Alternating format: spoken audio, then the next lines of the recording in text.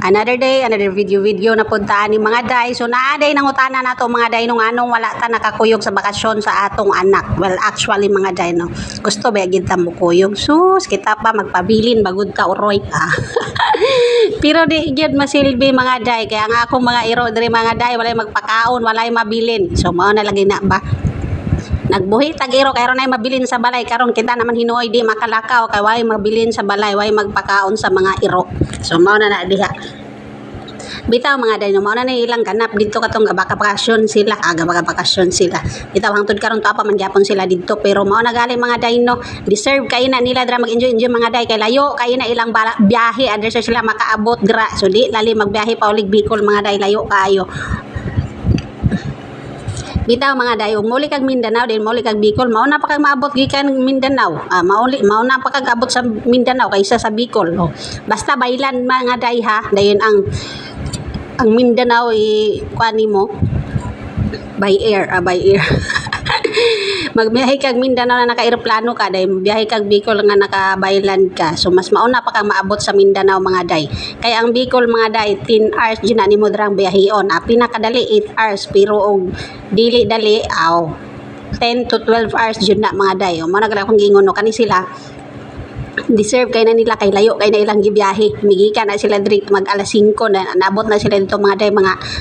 7 to 8 or 8 to 9 murag ingon na sila naabot no alas 5 sa kadlawon dayon abot sila dito mga alas 8 or alas 9 na sa gabi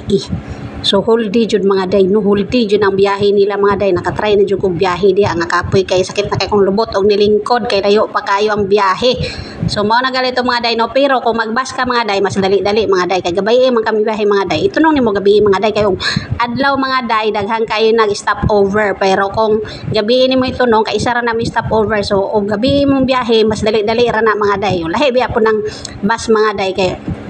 naari jud na sila stop over nga ilang kuan schedule nga stop over nya kanang kaugalingon mga day kay anytime nga gusto ka muhunong o anytime nga kaihion ka or kalibawon ka muhunong mangyud ka ana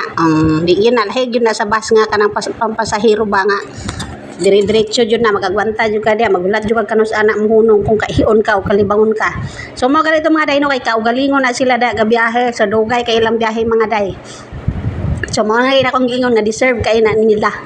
O mao na po na akong gingon nga ampay ra ba jud kay na ni Reggie. Bahalag mangluspad na dra gid na mondang mga day bahalag kasab-an pa na nimo. So karon kay iya mang amahan iyang kauban diha ambot lang po og paunsa na na gipaundang dra.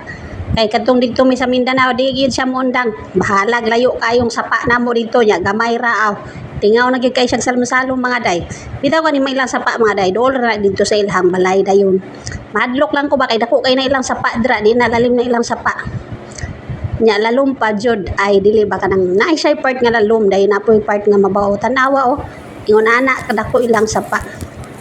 So kani mga day kuan day ni dagat na pud ni lahi ni siya. So nakalaag ra gid sila dagat mga day. Ani wala pa ko nakaanhi diri sukad-sukad bitaw nagdugay makong Bicol pero wala pa ko nakaadtog dagat dito ba ay dili nakaadto na day pero lahi sa lahi nga part nga dagat dito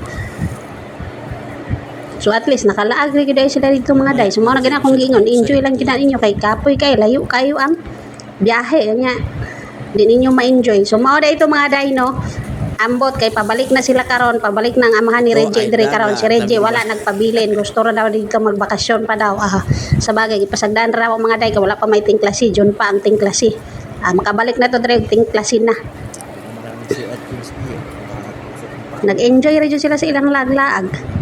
so mao ra ito mga day no thank you for watching.